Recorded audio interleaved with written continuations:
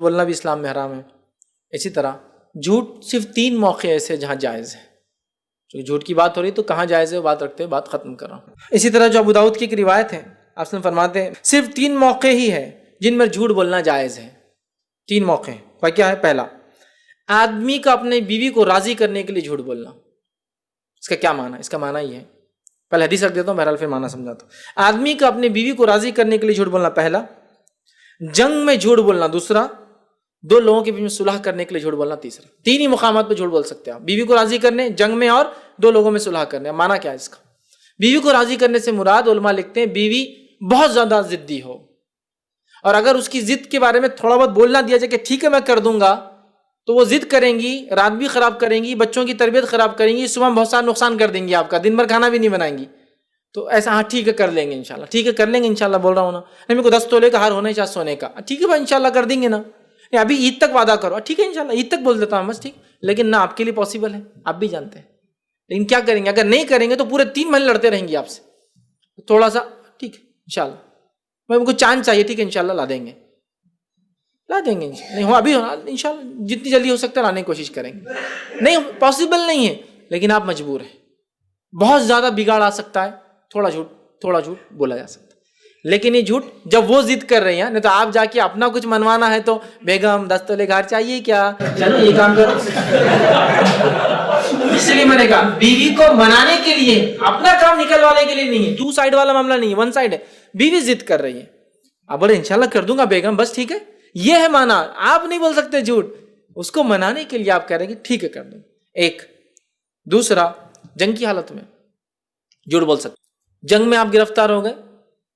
دشمن آپ سے پوچھتا کتنے لوگ ہیں، تو آپ کیا صحیح بتائیں گے کتنے لوگ ہیں؟ نہیں، جھوٹ بولیں گے آپ، کہ تو جنگ یہ چال ہے، اور چال میں سچائی نہیں بولی جاتی۔ نبی اکرم صلی اللہ علیہ وسلم حکم دیتے کہ فجر کے بعد ہم مشرق میں جائیں گے، مطلب فوج مشرق کی طرف سے نکلیں گی، فجر کی نماز پڑھ کے آپ مغرب کی طرف جاتے، کیا بولتے آپ رات میں لوگوں کو؟ عام صبح فجر کے بعد ایسٹ جائیں گے بہرحال، اور صبح کیا کرتے پھر اٹھ کر نماز کے ویسٹ کی طرف چلے جاتے، تاکہ رات میں جو منافقین نے سنا تھا، فجر میں منافق نہیں آتے تھے نا، ان کے لیے باہر رہتا تھا، وہ رہتے تھے خبر پہنچا دی مکے والوں کو یہ جا رہے ہیں ایسٹ میں، آپ سب اٹھ کے ویسٹ میں نکلتے تھے، سمجھے آپ؟ تو جنگ دھوکہ ہے، آپ کو کسی نے پکڑ لیا اور وہ بول رہا ہے کہ کتنے لوگ ہیں، اگر لگتا ہے کم بولنے سے فائدہ ہے آپ بولیں گے کم لوگ ہیں، تاکہ وہ دھوکے میں مسلمانوں کے ٹریپ میں پھنس جائیں۔ آپ کو لگتا ہے زیادہ بولنے سے حاوی ہو کے وہ بھاگ جائیں گے اور اسی میں مسلمانوں کا خیر ہے، تو آپ بولیے 1,00,000 2,00,000 جھوٹ، جنگ جھوٹ ہے، جنگ میں سچ ہے، کیا پلان ہے تمہارے آگے کیا نہیں بول سکتے، یہاں جھوٹ جائز ہے۔ اور تیسرا مقام کہاں ہے جہاں انسان جھوٹ بول سکتا ہے؟ 2 لوگوں میں صلح کرنے کے لیے، چونکہ جھگڑے سے جو فتنہ پھیلتا ہے، امت مسلمہ کو جتنا آپسی جھگڑوں میں نقصان ہوتا ہے نا، اتنا کوئی دشمن نہیں پہنچا نہیں سکتا آج، تو اس میں بھی آپ تھوڑا بول سکتے ہیں۔ مثال کے طور پر الف اور با 2 میں جھگڑا ہو گیا، اے اور بی، بھائی ہے، رشتہ دار ہے، دوست ہے، سمدھی ہے، کچھ بھی ہو سکتا ہے، اب لگ رہا ہے جھگڑا بڑھ سکتا ہے، فتنہ بڑھ سکتا ہے، رشتے خراب ہو سکتے ہیں، کورٹ کچہری یہ وہ مار دھاڑ خون خرابہ، تو آپ پہنچ گئے بیچ میں۔ سفید جھوٹ نہیں بولنا ہے آپ کو، لیکن ایسا جھوٹ بول سکتے ہیں آپ جس سے دونوں مل جائے۔ آپ اے کے پاس چلے گئے، الف کے پاس، عام باتیں چل رہی، کیا چل رہا ہے یہ وہ فلاں فلاں، بی صاحب ایک بار اچھی بات کر رہے تھے آپ کے بارے میں، 2 دن پہلے ملے تھے، بول رہے تھے خیر کی بات کر رہے تھے، اب اس کے دل میں وہ تو دشمن ہے، یار اچھی بات کر رہا تھا میرے بارے میں، ٹھیک ہے دبرا میرے سے شاید دل میں، لیکن نرمی، دشمنی بھی ایسی پڑتی نا۔ اب الف اور بے میں جھگڑا ہے، اے اور بی میں، آپ اے کے پاس الف کے پاس جا کے بول رہے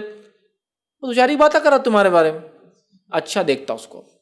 سمجھا؟ جھگڑا بھی ایسی شروع ہوتا ہے، لیکن محبتیں بھی ایسی پیدا ہوتی۔ اب بی کے پاس چلے گئے، با کے پاس، الف کے پاس بھی جانا آنا ہوتے رہتا میرا، خیر خواہی کی بات کرتے آپ کے بارے میں، خیر خواہی کی بات کرتے، ہاں کچھ خیر کی بات کرتے رہتے، سمجھے آپ؟ دونوں کے دل میں نرمی پیدا ہو رہی، پھر دھیرے دھیرے کر کے آپ نزدیک لائے۔ سفید جھوٹ نہیں، میں یہ نہیں بول رہا ایک کے پاس جا کے بول رہے وہ تو بڑا پیر پڑ کے معافی مانگتا تمہارے، کم مل رہے تم، وہاں جا کے بول رہے بی کو وہ تو بڑا پیر پڑ کے معافی مانگنا چاہ رہا تم سے کم مل رہے، اب دونوں آ کے بول رہے پیر پڑ، سفید جھوٹ ہو جائے، جھگڑا ہو جائے، یہ نہیں، حکمت کے ساتھ، لیکن ریئل نہیں ہو، جھوٹی بات، خیر خواہی کی بات کر رہے تھے آپ کے بارے میں، حالانکہ نہیں کی آپ، لیکن محبت کا بیج ڈال دے رہے اس کے دل کے اندر۔ اگلی پھر ملاقات ہوئی تھی کہ آپ کی بی سے، میں نہیں ملتا اس سے، میرا دشمن ہے،